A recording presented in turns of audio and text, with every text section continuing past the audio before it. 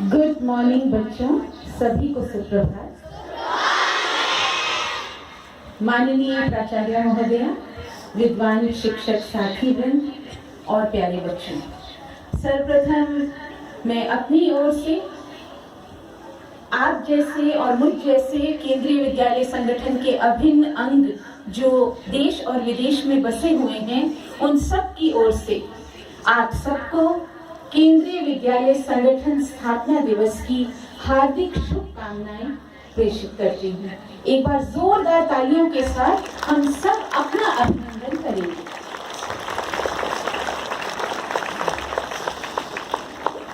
बच्चों, केंद्रीय विद्यालय संगठन भारत की एकमात्र सरकारी शैक्षिक संस्था है जिसने लाखों बच्चों को 1963 से लेकर अब तक इस योग्य बनाया है कि वे राष्ट्र का वहन कर सके, उन उत्तरदायित्वों को निभा सके।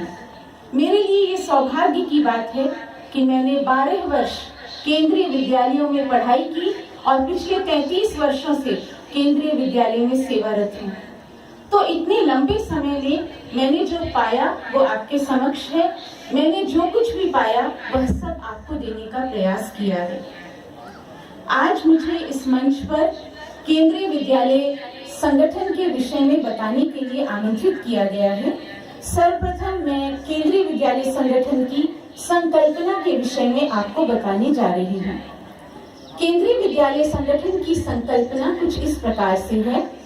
केंद्रीय विद्यालय संगठन विद्यालयी शिक्षा के क्षेत्र में एक विश्व स्तरीय संगठन की परिकल्पना रखता है जो विद्यार्थियों में आंतरिक बाह्य ऊर्जा को यथार्थ बनाने और उन्हें भावी सामाजिक, राष्ट्रीय और सार्वभौमिक आवश्यकताओं और आकांक्षाओं की पूर्ति करने योग्य बनाने हेतु शिक्षकों को निरंतर सामर्थ्यवान बनाने के लिए वचनबद्ध है।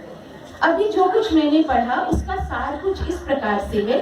एक ओर केंद्रीय विद्यालय संगठन बच्चों की रचनात्मक ऊर्जा का विकास करता है जिससे कि वे राष्ट्र के निर्माण में अपने आप को लगा सके, देश की जिम्मेदारी को निभा सके। साथ ही साथ वह शिक्षकों को भी इतना सामर्थ्यवान बनाता है कि शिक्षक अपनी पूरी शक्ति के साथ विद्यार्थियों के मध्य आकर अध्यापन और अध्ययन के कार्य को पूरा कर सकें। बच्चों, 1963 में मात्र 20 रेजिमेंटल स्कूलों के साथ सेंट्रल स्कूल की स्थापना हुई थी। बाद में इसका नाम परिवर्तित करके केंद्रीय विद्यालय रख दिया गया और तब से केंद्रीय विद्यालय संगठन, जैसा कि मैं पहले भी बता चुकी हूँ, स्कूली शिक्षा के क्षेत्र में अग्रणी रहा है। हमारे केंद्रीय विद्यालय संगठन के कुछ मिशन हैं। अब इन मिशंस के बारे में मैं आपको बताने जा रही हूँ। सबसे पहला मिशन है स्थानांतरणीय कर्मचारियों, जिसमें रक्षा, अर्धसैन्य बल के कार्मिक और उनके बच्चों के लिए एक समान शिक्षा, समान पाठ्यक्रम मुहैया कराना जिससे उनकी शैक्षिक अपेक्षाएं पूरी हो सके। साधारण और सरल शब्दों में यदि इसे समझा जाए तो भारत विभिन्नताओं से भरा हुआ देश है। कहीं पहाड़ है कश्मीर में, कहीं रेगिस्तान है, कहीं दलदल है, तो कहीं पठारी और कहीं समुद्र तटीय मैदान है। ऐसी विभिन्नताओं से भरे हुए देश में जब ऐसे देशवासी जिनका स्थानांतरण समय समय पर होता रहता है, उनके बच्चों को देश के एक कोने से दूसरे कोने में जाकर जब समान शिक्षा, समान पाठ्यक्रम प्राप्त होता है तो उन बच्चों की पढ़ाई में कोई भी व्यवधान नहीं पड़ता। बच्चा चेन्नई में पढ़ रहा है और चेन्नई से वह बरेली आता है, बरेली से पढ़ता हुआ बच्चा असम शिवसागर चला जाता है, लेकिन उसकी पढ़ाई लिखाई में किसी भी प्रकार की बाधा नहीं आती। यह पहला मिशन है। दूसरा मिशन है उत्कृष्ट स्कूली शिक्षा को मुहैया कराना। आप जानते हैं, आपके सर्वांगीण विकास के लिए केंद्रीय विद्यालय संगठन कितने प्रकार से प्रयत्नरत रहता है। तीसरा, सीबीएसई और एनसीईआरटी जैसे शैक्षिक निकायों के सहयोग से शिक्षा में नवाचार लाना। नवाचार यानी नए नए प्रयोग लाना। आप जानते हैं, समय समय पर जैसे समय की मांग होती है उसके अनुरूप आपकी पुस्तकें बदलती रहती हैं, आपके पाठ बदलते रहते हैं, आपके शिक्षकों को बार बार तरह तरह के सेवा तालीम प्रशिक्षण करवाए जाते हैं, जिससे कि वे समय के साथ चल सके और अपने विद्यार्थियों को समय के साथ ले जाने के लिए तैयार कर सके। और अंततः चौथा मिशन है राष्ट्रीय एकता का विकास करना। बच्चों, हम जिस राष्ट्र में रहते हैं उस राष्ट्र के प्रति हमारी निष्ठा सबसे बड़ी है। मैं कुछ भी नहीं, आप कुछ भी नहीं, देश सर्वोपरि है, राष्ट्र सर्वोपरि है। तो जब हम इतनी विभिन्नताओं में, अनेकताओं में रहते हुए एक हो जाते हैं, एकता के सूत्र में बंधे होते हैं, यही हमारी केंद्रीय विद्यालय संगठन का चौथा मिशन है। अब मैं आती हूँ लोगों पर, प्रतीक पर। आप ये देख रहे हैं प्रतीक, इसमें आपको 3 चीजें अच्छी तरह से दिख रही होंगी। पहला, उगता हुआ सूरज। ये सूरज की तरह से यहाँ पर आपको शिखाएं दिख रही हैं। इसका रंग भी सुनहरा है। एक है उगता हुआ सूरज। दूसरा, ये जो नीचे बना हुआ है, इसे खुली हुई पुस्तक की तरह से ये लगता है, जैसे हम किसी कॉपी को, किताब को खोलते हैं, उस तरह से ये लगता है। और इसके साथ ये पुस्तक की तरह तो लगता ही है, लेकिन उड़ते हुए पक्षियों की तरह भी लगता है। आप जरा ध्यान से देखें, समझ आ रही है बात? ये शिखाएं हमारी सूर्य की शिखाओं की तरह से जाज्वल्यमान, प्रकाशवान हैं। इसके साथ ही ये नीचे बनी हुई जो चित्र है आपका, वह खुली हुई पुस्तक की तरह लग रहा है, और साथ ही साथ यह उड़ते हुए पक्षी की तरह भी लग रहा है। बच्चों, इसमें 3 रंग दिखाई दे रहे हैं आपको, केसरिया, सफेद और हरा। जैसे कि मैंने अभी कहा कि केंद्रीय विद्यालय संगठन का चौथा मिशन है राष्ट्रीय एकता का संचार करना। ये 3 रंग हमारे तिरंगे के रंग हैं। ये 3 रंग हमें स्वाभिमान से, देश के प्रति बलिदान करने की भावना से और सादगी एवं सरलता से जीना सिखाते हैं। ये वे ही 3 रंग हैं जो मुझ में, आप में, हम सब में बसे हैं। हमारा प्यारा तिरंगा झंडा, जो तिरंगा झंडा हमारा है, वे ही 3 रंग यहाँ पर भी हैं। तो इसको आप अच्छी तरह से समझें। ये ऊपर क्या है? सूर्य, उगता हुआ सूर्य। ये क्या दिख रहा है?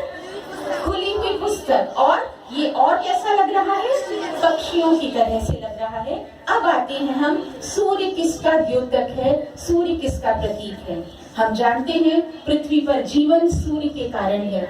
सूर्य ही हमारे जीवन का आधार है। सूर्य से हमें ऊर्जा मिलती है, सूर्य से हमें प्रकाश मिलता है।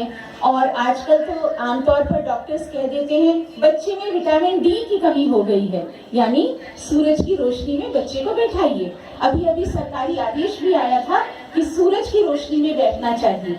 यानी सूरज की रोशनी हम सब के लिए बहुत जरूरी है। जीवन में उन्नति का संदेश देता है सूर्य, जीवन में आगे बढ़ने का संदेश देता है। और एक चीज और, हमेशा समय से उगने का संदेश देता है। आप उठो समय से, हर बच्चा समय से उठे, हर बच्चा प्रकाशवान बने, हर बच्चा गतिमान बने, हर बच्चे में वह रोशनी हो जो सूर्य की रोशनी के समान हो। दूसरा, खुली हुई पुस्तक। बच्चों, हम शिक्षक या आप विद्यार्थी, हम सभी शिक्षकों से बेहद प्यार करते हैं, प्रेम करते हैं। हमारी पुस्तकें हमारे जीवन का आधार है।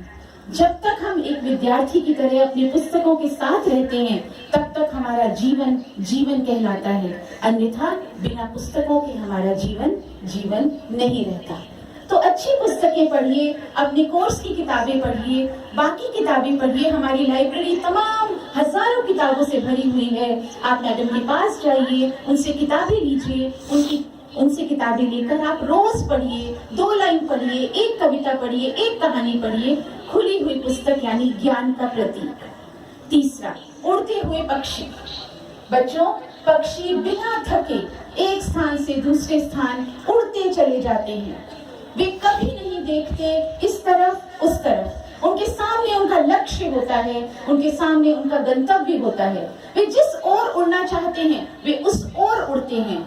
और जब वहां से उड़कर वापस आते हैं तो अपने नीड़ पर, अपने घोंसले पर, अपने बच्चों के पास वापस आते हैं। यानी लक्ष्य का निर्धारण जितना सुंदर एक पक्षी करता है, हमें उससे सीखना चाहिए कि हम भी करें। तो उड़ते हुए पक्षी हमें न केवल लक्ष्य की ओर प्रेरित करते हैं, बल्कि हमें गति देते हैं। गति यानी स्पीड यानी हर काम को अच्छी तरह से तेजी से करना, समय के साथ पूरा करना। होमवर्क आपको मिला है, कल लाना है तो कल लेकर आइए। हमेशा समय की बद्धता से आप जीवन को चलाइए, जीवन को आगे बढ़ाइए, जिससे कि हम केंद्रीय विद्यालय संगठन के इस प्रतीक को पूरी तरह से सार्थक मान सके। आप सभी को समझ में आया? अच्छी तरह? ठीक है, बहुत सुंदर। एक अंतिम बात और बता दूं कि जब हमारा कार्यक्रम समूह नृत्य का होगा, तब जो कुछ बताया जा रहा है आपको, उसी के आधार पर एक प्रश्नोत्तरी भी होगी। तो आप बढ़ चढ़कर उस प्रश्नोत्तरी में भाग लीजिए और बहुत सारे इनाम हैं आपके लिए, उन्हें आप प्राप्त कीजिए। धन्यवाद।